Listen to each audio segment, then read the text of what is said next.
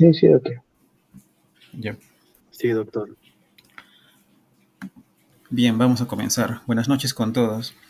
Esta exposición viene con ocasión del Torneo Nacional de Arbitraje, que es la sexta edición, la cual va a ser su sede en Arequipa, en la Universidad Católica de Santa María.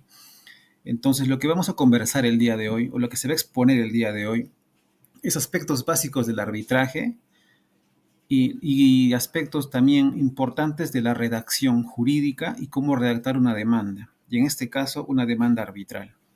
Bien, vamos a comenzar. Primero, para saber de dónde viene el arbitraje, hay que saber lo que ya seguramente han llevado en el curso de Teoría General del Proceso. Sabemos que existen mecanismos autocompositivos y mecanismos heterocompositivos.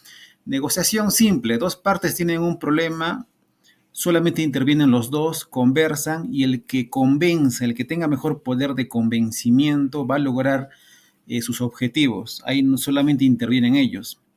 En la conciliación, por ejemplo, ambas partes buscan a un conciliador, pero no para que les resuelva el caso, simplemente para que dé fe y legalidad de lo que las partes vayan a acordar.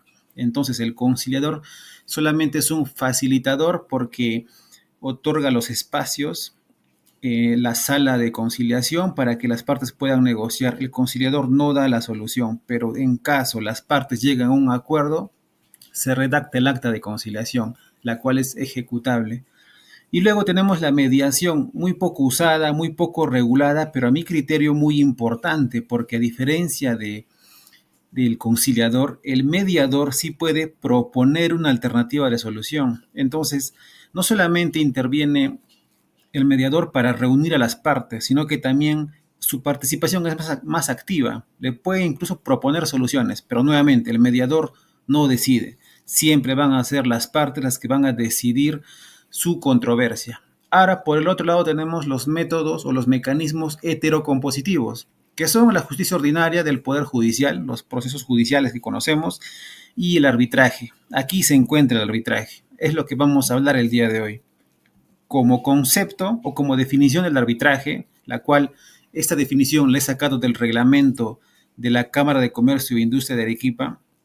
En su artículo 1 de este reglamento indica: arbitraje, mecanismo de solución de conflictos al que voluntariamente, palabra clave voluntariamente, las partes se someten con el fin de dirimir sus controversias. ¿Cómo se clasifica el arbitraje? Entre sus distintas clasificaciones tenemos las siguientes. Primero, se clasifica por la administración, es decir, quién administra el arbitraje. Puede ser institucional, como es la Cámara de Comercio de Arequipa, es una institución que se encarga de realizar arbitrajes, o puede ser ad hoc. Ad hoc significa que ambas partes eligen a un árbitro. Luego también tenemos el arbitraje por la naturaleza del laudo. Puede ser de derecho o de conciencia. El de conciencia, por ejemplo, es cuando no hace falta ninguna interpretación de la norma, simplemente queremos saber si se va a aplicar o no. Es algo más sencillo, es un tema sobre todo de opinión o de criterio de un especialista.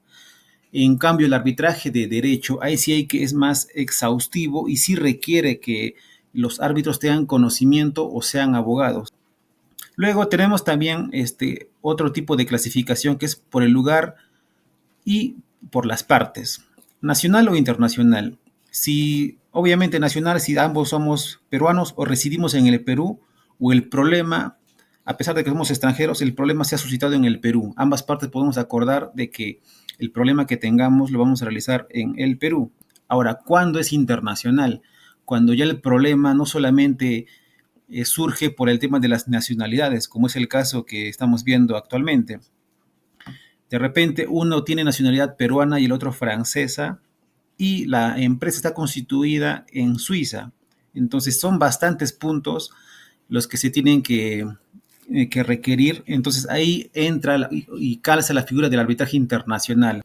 Y por la última clasificación, que es por la materia. Puede ser comercial, puede ser de inversión, cuando un inversionista tiene algún inconveniente con el Estado. Puede ser laboral, cuando un sindicato no está de acuerdo con las decisiones de la empresa.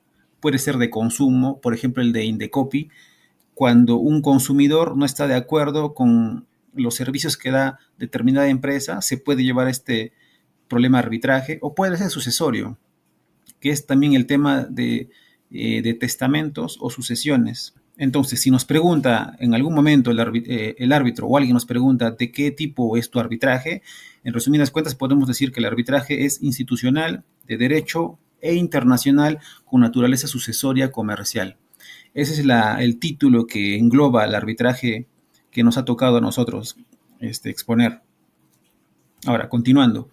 Otra parte importante del arbitraje es el acuerdo de arbitraje o el convenio arbitral, que es lo mismo, que en palabras sencillas significa de que todo nace de un convenio arbitral, tiene que ser escrito, pero no solamente escrito, no solamente tiene que estar en el contrato, en el convenio, en un correo electrónico o en un teléfono, en una conversación de chat. El, el arbitraje da esas facilidades para que exista el convenio arbitral. Basta que se demuestre que las partes han sugerido o han estipulado un convenio arbitral para que esto se vaya al arbitraje.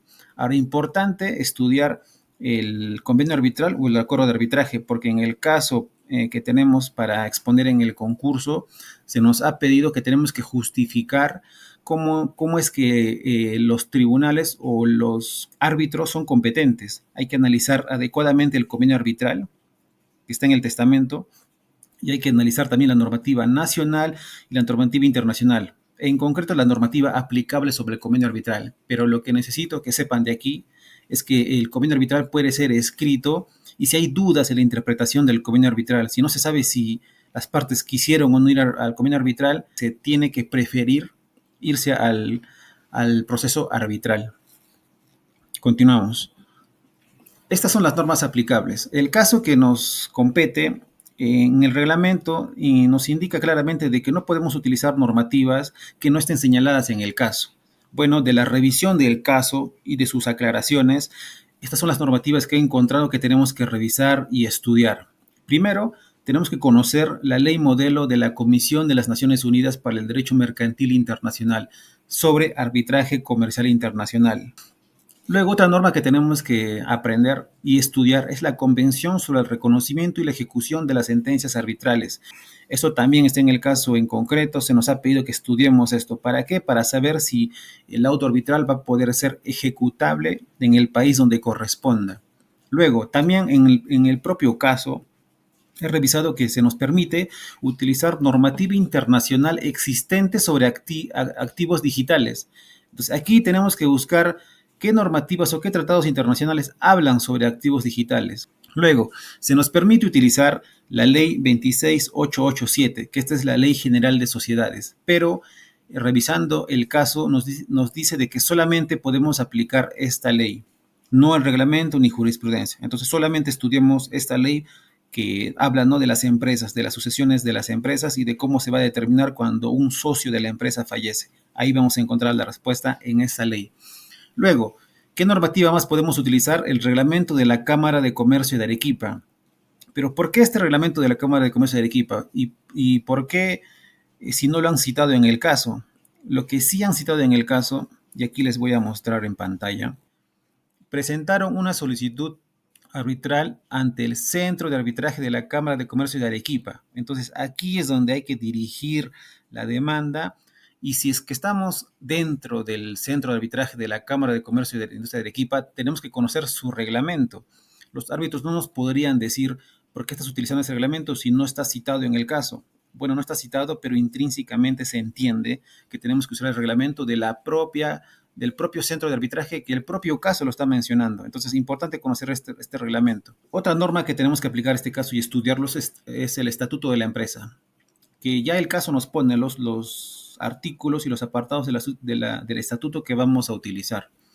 Luego también se nos permite, revisando el caso, se nos permite utilizar los principios del derecho continental bajo una perspectiva latinoamericana. Aquí hay que utilizar principios que tal vez no están escritos y si están escritos en alguna ley hay que citarlos. Entonces, bueno, y por último, la normativa aplicable es el Código Civil.